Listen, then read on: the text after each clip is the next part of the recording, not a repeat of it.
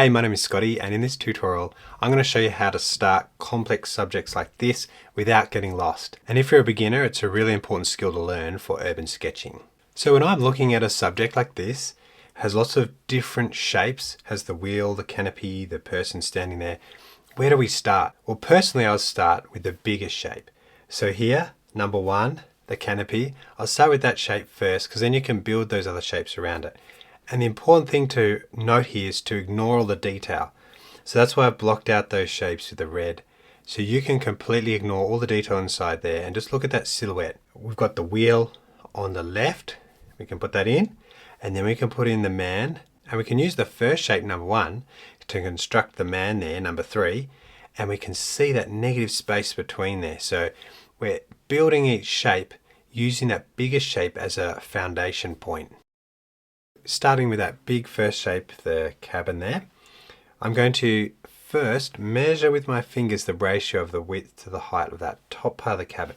So if I put my fingers on the width and turn, the width is the same as the height. So that's a ratio of 1 to 1. So what we can do is we can transfer that ratio to the page, and just a little bit to the left of the middle, let's put the width here. And I'll put a dot in the middle, and now I'm going up. And then we go down to here. Now let's outline that the best we can. And we can go up from here. I'm just following those red lines, the silhouette, and ignoring all the details. All the way out to the side there. So going down and then across. So we come down again, come around like that. So we have our shape of our cabin.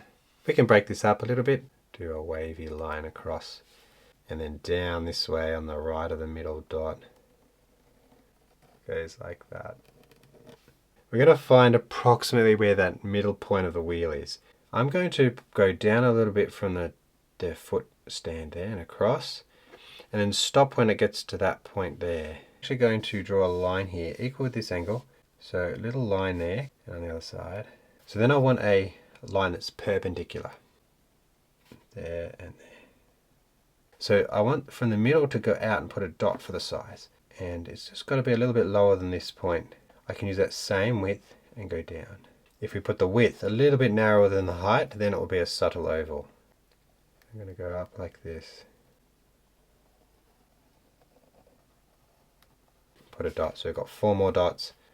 Them all, I'm using the outside as a guide. The mud guard at the back. So the mud guard's here and it goes up. And I'm silhouetting this shape.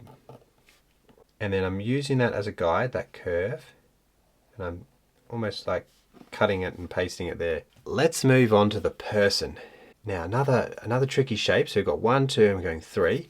We want him to be in proportion to this big shape, the first one. So I'm going to see his height of his head comes out from this corner. Get that distance from that dot we originally put to the outside. And that's where this dot would be here. His back comes all the way here. So I'm looking at those 2 dots and I come down just past. The head is roughly that height of that thickness there. Okay, so I'm going to put in the silhouette of his hat. Goes this nice shape like that and going up around the collar. There, so we've got that shape of his head. I'm going to do the back and then comes down for the leg.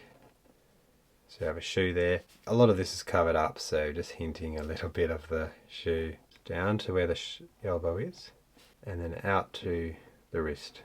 Then a little box on the end for the hand. No fingers. I'm just trying to draw a very impressionistic hand there, little shape. So we have our driver.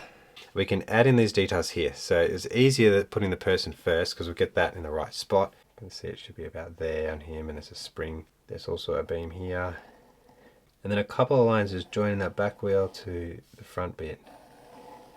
Let's move on to the front of the bike. So we have the handlebars from where those boxy hands we did. And then back, diagonally back down. Down on this side. And then flat again. And then angle. Now the front wheel goes right across. It's about equal with his foot. Have a similar point here. So I'm just measuring from the middle of my circle there, and that's about the same. The same down, and the same out, and the same here. can use the outside as a guide to the axle. So they're the four big shapes: the cabin, the wheel, the person, and the other wheel. And I've left some of the details as I went. I'm going to go back now and do the details. So I'm focusing on that back person's head. If I look at these 2 points, it's about halfway down, about there and across. And now let's draw the hood. So go down to the chin, like that. Let's break it up, each step. Just do this leg here. So I'm not drawing a person, I'm drawing shapes. And it has the tracksuit pants. Go the heel first, and then we've got a small little shoe. Obviously it's smaller than this one. And then we have a shoe here. Curve around, back. So add 2 legs. Now continuing the detail around, goes up like this. A few nice creases that go around. Let's start the logo. The little person. Looks like a gargoyle or a dragon or something. And little rivets. Then with this person here, the hat. Then we have the ear. And some lines to describe the jacket better. Lots more little struts and things holding this all together. Tie just like the other one. So that is the line work done. Let's move on to watercolor. I have a round 10 brush, and the first color I'm going to use is burnt sienna for the skin tone. Let's put that in where the skin is. So we have a little bit of skin across here. A little bit of Payne's grey. Now the wheel hubs around each one. A little bit more water down there. Alizarin crimson. So lots of water there. So I'll just take that down.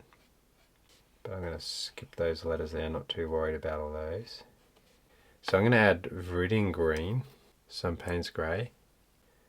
Little shapes. I'll go along one of these pipes.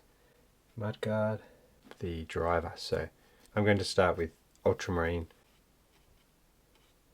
Then his jacket, it's a bit darker, so let's add some Payne's grey to that same mix. That's why I did it this order. The jacket now. Dioxidine purple. And I'm going to do the scarf in here so that I can let that partly dry before I do other colours. Payne's grey. I could do the shoes and the pants. Managing to do this with my round 10. So cadmium yellow in the logo too. Okay, now for the bottom we're doing the asphalt or the road. There, a big stroke. Once again, it's impressionistic. Sort of simple shapes going this way. Okay, now I'm going to let that dry and then we'll add shadows. For shadows, you could use any shadow color you like. I prefer ultramarine with a bit of rose. Shadow on the ground below the canopy. Back here, the light would be stopped. Okay, so that's the shadows, very simple. Now let's add some darker spots. Somewhere there in the light, back there. Burnt sienna there, and then the hat. There could be some lettering here. That logo that's on his hat, and texture on the road. So that's how I sketch complex subjects like this without getting lost, starting with the big shapes and then going into the details and making sure you get the ratios right. And you have to ignore a lot of detail when you start out these sort of sketches. But if you want to follow along and see the full tutorial without all the cuts, then that's over on my Patreon membership. Also have the high-res reference you can download and a template to help you sketch those main shapes. And this is part of a library of over 130 other tutorials I've got there, and a beginner's course. So if you want to learn how to use a pen and the brush from the very beginning basics to build up to something like this is quite a complex form here, then I recommend the beginner's course as part of my Patreon there. Otherwise, thank you so much for watching, and I'll see you in the next one.